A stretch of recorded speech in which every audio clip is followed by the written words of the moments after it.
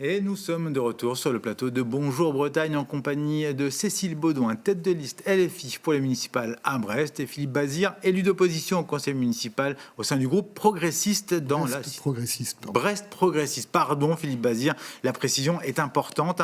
Alors vous avez annoncé, Philippe Bazir, justement, la semaine dernière avec vos collègues du groupe proches des idées d'Emmanuel Macron, de ne pas vouloir mener une liste seule et vous ranger derrière la candidature de Stéphane Roudotte. Pourquoi ce choix-là ? Pour des raisons qui nous paraissent très simples. En fait, nous avions en 2020 un programme dans lequel nous portions déjà la naissance d'une police municipale et un certain nombre d'avis assez forts sur les mobilités, notamment l'urbanisme. Et en 2026, la question se serait posée de savoir si nous repartions avec une liste à notre étiquette ou si nous voulions éviter des divisions supplémentaires. Je crois que le pays est assez fragmenté comme cela. Et pour éviter justement toute ambiguïté, nous avons, puisque nos idées sont portées par Stéphane Roudotte très largement dans son début de programme, qui va se développer dans les on reviendra sur le début du programme. On y reviendra. Nous avons décidé tout simplement d'aller à l'union dès à présent. Alors, c'est pas justement aujourd'hui difficile d'être macroniste ou apparenté ? Bien sûr, c'est difficile. Alors, apparenté, non, mais difficile, oui. Pourquoi ? Parce que nous ne partageons pas toujours ce que l'on entend sur Paris à propos des mesures qui doivent être prises sur tel ou tel plan. Et nous avons une vision qui est quand même beaucoup plus régionale et pour ce qui nous concerne beaucoup plus finistérienne et pour ce qui nous concerne encore beaucoup plus brestoise que ce qui peut se voir ailleurs. Ça se généralise. À Quimper, Cécile Baudouin, Anne Aiglemer a laissé entendre aussi qu'elle se rangerait derrière le candidat de la droite et du centre. On revient sur un monde d'avant où droite et gauche, finalement, vont s'affronter de nouveau.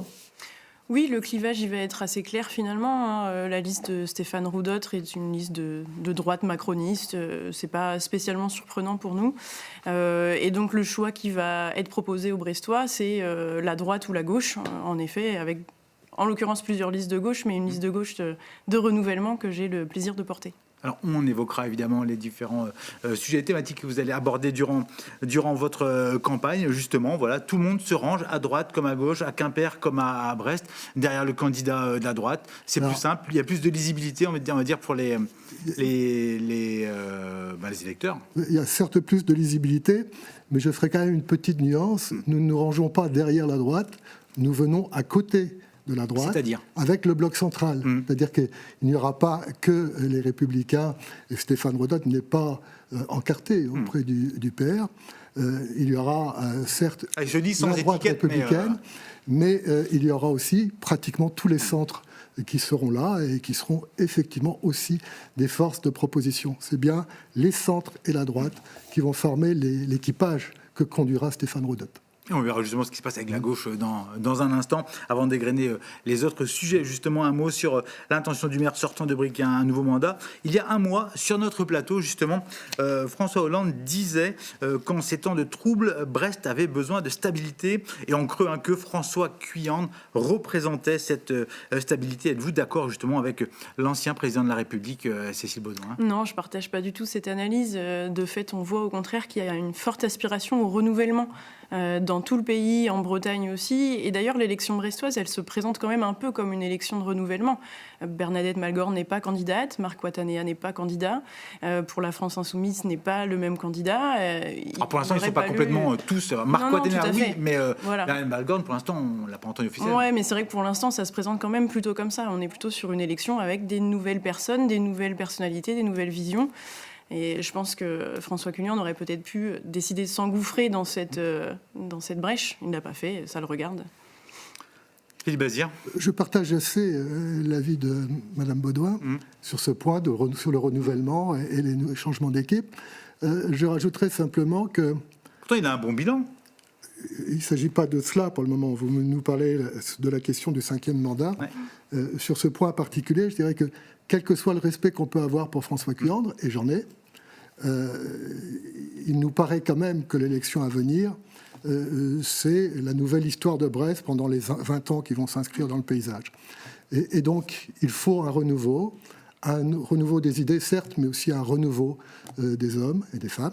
Et dans ce contexte, c'est assez logique en fait qu'on assiste aux modalités de renouvellement que vous venez de citer. Elle n'est peut-être pas achevée, cette transformation de la ville qu'il souhaite, lui, dans son idée, pour les 20 prochaines années. Peut-être que justement ce mandat lui permettrait d'aller jusqu'au bout. Il n'est pas si mauvais que ça, ce que je disais, son bilan. Ou dites-moi ce qu'il en est.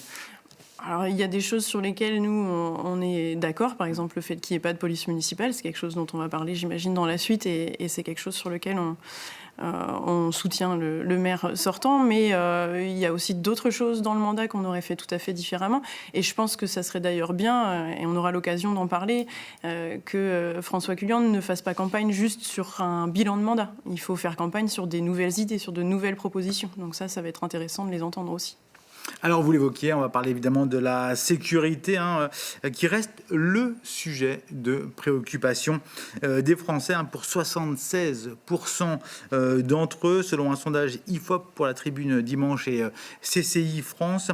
En fin de semaine dernière, un jeune justement de 21 ans a été assassiné dans le quartier de Bellevue à Brest, une exécution en règle qui n'étonne visiblement pas grand monde dans le quartier gangréné par notamment le trafic de stupéfiants. Avez-vous constaté justement une évolution de la délinquance et de la violence à Brest, Philippe Bazire, ces dernières années? Bien entendu, je ne suis pas aveugle ni sourd, donc je vois comment a évolué la ville de Brest. J'adresserai d'abord quand même mes condoléances à la famille de ce jeune homme qui a été tué, quel que soit le contexte dans lequel ceci a pu intervenir, c'est toujours un drame. Et puis il a été accompagné, ce meurtre et cette soirée en tout cas qui a été très mouvementée à Brest par des tirs de mortier aussi, qui ont mobilisé beaucoup de monde, beaucoup d'énergie, beaucoup de temps. Et donc là, je ne peux que remercier les forces de l'ordre d'avoir agi comme il le fallait à cette époque-là. Et puis j'ai toute ma compassion pour les habitants de quartier qui n'ont pas manqué de se plaindre de la vie qu'ils ont menée. Et malgré tout, la violence est présente aujourd'hui. Vous la voyez en constante évolution, augmentation, ou c'est des épiphénomènes? Alors, ce ne sont pas des épiphénomènes parce qu'ils sont trop réguliers pour être des épiphénomènes. Mais je reviens sur le sondage que vous avez devant vous. Je note que la sécurité des personnes et des biens est l'élément essentiel pour la plupart de nos compatriotes, mais également la lutte contre le trafic de drogue. Et on a 61%. 61%, donc il est en 5e position sur la liste qui est fournie. Il est assez facile de venir dire la police municipale, c'est un sujet de droite, ça ne nous intéresse pas. Quand même quelques observations. La ville de Brest est la dernière ville de plus de 100 000 habitants qui n'a pas de police municipale, ça doit interroger un peu. Et j'ai comme référence plutôt Montpellier, qui a comme maire Michael Delafosse, et qui a, de façon très claire, à plusieurs occasions, rappelé la nécessité d'avoir une police municipale complète pour lutter contre deux choses, précisément, et ça fait déjà plusieurs mois qu'il s'était exprimé. D'une part, la sécurité des personnes et des biens, pour s'assurer de celle-ci, mais également pour lutter contre les narcotrafics qui se répandent à une vitesse qui, ma foi, là, est véritablement surprenante. Cécile Baudouin, vous avez vu justement cette évolution aussi, vous la sentez venir, ces préoccupations aussi auprès des Brestois? Je pense que si on compare les villes, il est intéressant de le faire toujours, mais on peut aussi comparer Brest par exemple avec Le Mans, avec Tours, avec Clermont-Ferrand, qui sont des villes à peu près de la même taille, avec une police municipale, et dans lesquelles les chiffres de la délinquance sont plus élevés qu'à Brest. Moi, ce qui me gêne, c'est pas que la sécurité soit un sujet. Évidemment que c'est un sujet. Ce qui me gêne, c'est de présenter la police municipale comme la solution miracle à tous les problèmes. De fait, si c'était la solution miracle, en fait, dans les villes où il y a déjà une police municipale, tout irait bien. Ce n'est pas le cas. Alors justement, dans un communiqué, François Cuillan déplore ce nouveau drame et le manque de force de l'ordre justement aujourd'hui sur le territoire. Je cite, au regard de la recrudescence des violences, il faut que la République tienne partout. L'État doit assumer sa part et l'assumer maintenant. Ramener l'ordre, garantir la sécurité, protéger nos quartiers et leurs habitants. Ici, nous assumons on assume la nôtre sans relâche, dit le maire de Brest.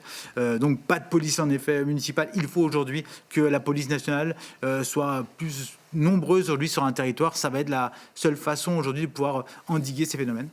Alors, il y a deux choses dans ce que vous dites. Il y a d'une part une police municipale, d'autre part évidemment une police nationale. On a compris que le maire de Brest n'est pas... Le maire de Brest voudrait que la police nationale couvre l'ensemble des responsabilités, y compris la paix publique sur la voie publique. En réalité, pour qu'une sécurité des personnes et des biens, qui est quand même la seule défense du faible par rapport au fort, il faut qu'il y ait une police pour ça, qu'elle soit municipale ou nationale, mais il faut qu'il y ait des gardiens de la paix sur la voie publique. Pour que cela puisse fonctionner, il faut 2 piliers. D'une part, un pilier éducatif, un pilier de prévention, et d'autre part, un pilier d'action, voire de répression quand c'est nécessaire. Ce qui nécessite des coopérations avec les services judiciaires, parce qu'il s'agit quand même de s'assurer du respect de l'état de droit, et avec les autorités administratives. Il faut donc en fait à la fois une police municipale, n'oublions pas que le maire d'une ville est officier de police judiciaire, et d'autre part, une police nationale qui doit, pour ses missions régaliennes, nécessiter de moyens supérieurs à ceux dont il dispose. Et donc, le maire de Brest a à la fois tort et raison. Il faut augmenter les moyens de la police nationale, mais il faut une police municipale. C'est le point, justement, aujourd'hui, de rupture qu'on peut voir, cette question de la police municipale. Il faudrait 50, 100, 150 personnes pour faire en sorte que, justement, la sécurité tienne aujourd'hui. On parle de répression, notamment. Et... Vu les choses que vous avez évoquées, vous parliez de prévention, de tranquillité sur la voie publique.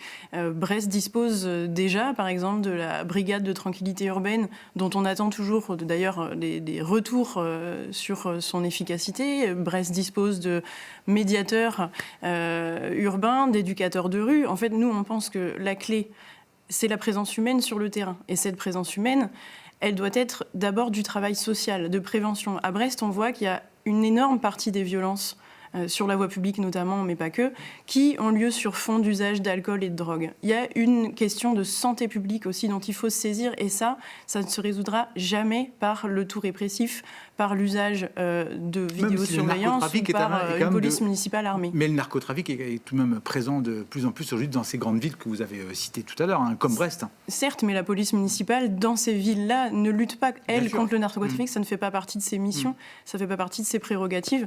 Je pense qu'il est important aussi de lire, par exemple, dans vos colonnes ce matin, il me semble, une interview du procureur de la République de Brest, qui rappelait quand même qu'à Brest, on manque énormément de magistrats. Et pour moi, dans cette question-là, il y a aussi la question des moyens de la justice. Et je pense qu'on va y arriver un petit peu après en parlant de la baisse de dotation des collectivités et globalement de la destruction de nos services publics. On peut enchaîner là-dessus. La situation financière des collectivités locales, en effet, se contracte. Les élus sont amenés à faire des coupes sombres dans leur budget afin de rester à l'équilibre. Et l'État aussi. Et vous déplorez justement ce manque de moyens. On abandonne aujourd'hui les territoires. Complètement. Je le déplore, je le regrette. Et je trouve un petit peu culotté, si je peux me permettre, de la part de François Culiande, de dire qu'il faut que l'État assume ses responsabilités, alors que la formation politique dont il fait partie ne censure pas un gouvernement qui propose un budget qui taille et retaille 5 milliards de coupes dans les services publics. Avec 5 milliards de coupes dans les services publics, en fait, on peut avoir autant de discussions sur la justice, la sécurité, l'école. De fait, le problème, c'est aussi le financement de nos services publics. Sauf que le déficit est abyssal aujourd'hui. On fait comment, justement, pour combler on cherche de nouvelles recettes. Il y a énormément de pistes de nouvelles recettes. Sur la contraction des finances, justement. Alors, à la fois la contrainte sur les finances, un petit rappel quand même sur l'institution judiciaire. Ce n'est pas un manque de magistrats qui provoque la venue des narcotrafics à Brest ou dans d'autres villes. Ça provoque l'engorgement des il faudra malgré tout traiter ce sujet. La police municipale a la possibilité d'aller dans les villes et dans les halls d'immeubles pour peu qu'elle passe des conventions, par exemple, avec les bailleurs sociaux pour pouvoir s'assurer de la paix civile à l'entrée des immeubles, entre autres choses. Mais pour revenir sur votre problème, qui est celui des finances publiques. Nous avons aujourd'hui un déficit public qui est effectivement abyssal. Nous ne pouvons pas faire semblant de ne pas le voir, car il nous reviendrait de toute façon au boomerang. Donc, il y a aujourd'hui des choix qui sont à faire. C'est le gouvernement qui l'a creusé, ce déficit. On ne va pas revenir là-dessus. Ça fait des décennies que l'affaire dure, et c'est très facile quand on n'a jamais eu la moindre responsabilité de revenir sur ce terrain. Mais en réalité, depuis que le constat de ce déficit public existe, c'est-à-dire depuis longtemps, on a de cesse d'entendre, y compris les socialistes d'ailleurs, rappelé par la voix notamment de Pierre Moscovici, le président de la Cour des comptes, combien il est nécessaire de procéder justement à des réajustements, à des économies de dépenses. Et donc il est très difficile de pouvoir décider et arbitrer quelles seront les bonnes dépenses, quelles seront les bonnes recettes dans un contexte parlementaire, dans un contexte parlementaire tellement fractionné et tellement incapable de s'écouter. Il faudra déjà réussir à voter un budget d'ici la fin de l'année. Par ça. Le problème, c'est, je pense, un certain manque de volonté politique à trouver ces nouvelles recettes. Aujourd'hui, par exemple, la fraude fiscale, c'est plus de 80 milliards d'euros par an.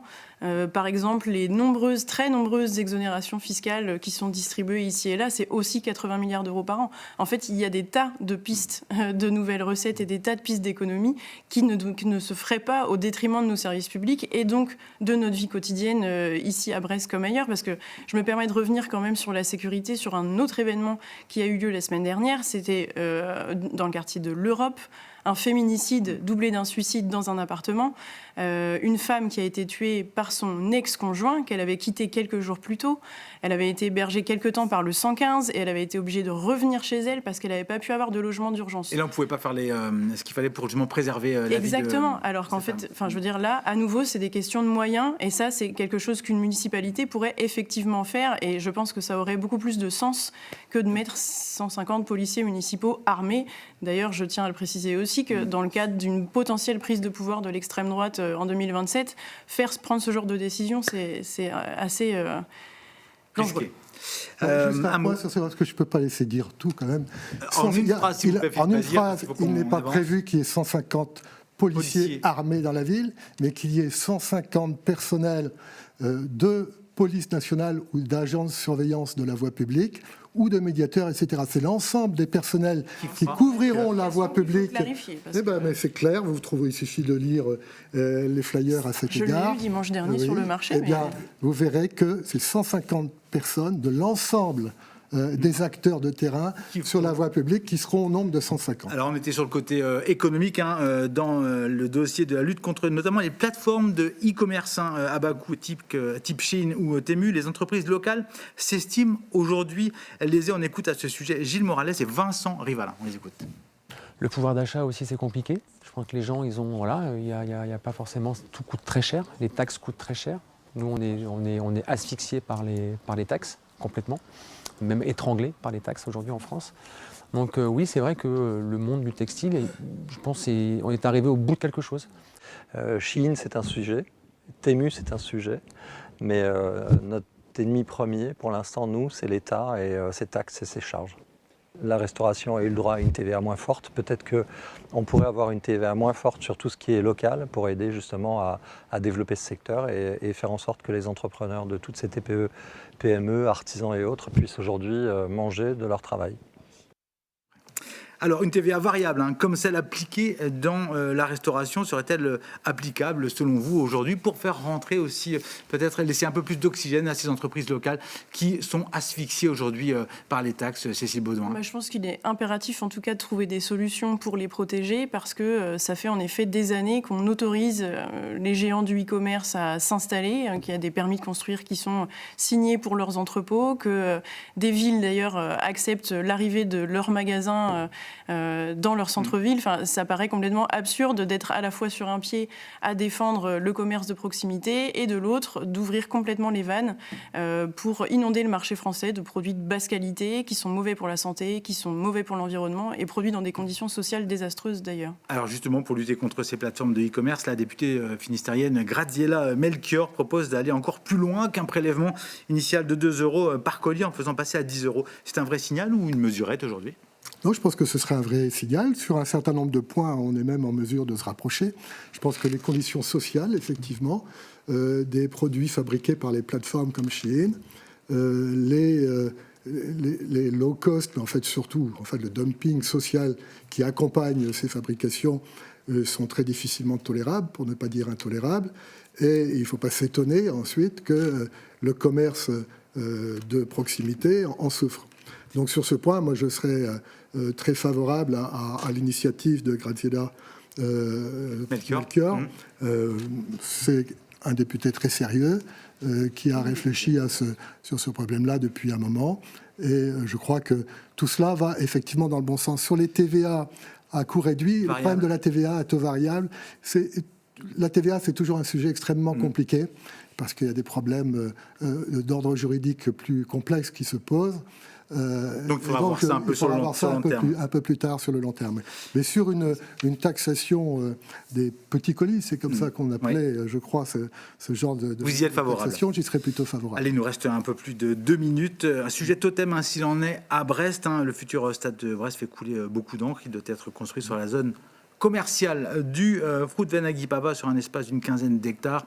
Doté de 15 000 places, il remplacera le stade Francis Leblay, non conforme aux normes de l'UEFA. Le projet divise au sein même de la majorité métropolitaine. Le projet est porté par les frères Le Saint, la collectivité locale et le conseil départemental a subi un revers judiciaire mi-octobre. Philippe Bazir, faut-il un nouveau stade à Brest ou une rénovation de Leblay est envisageable selon vous?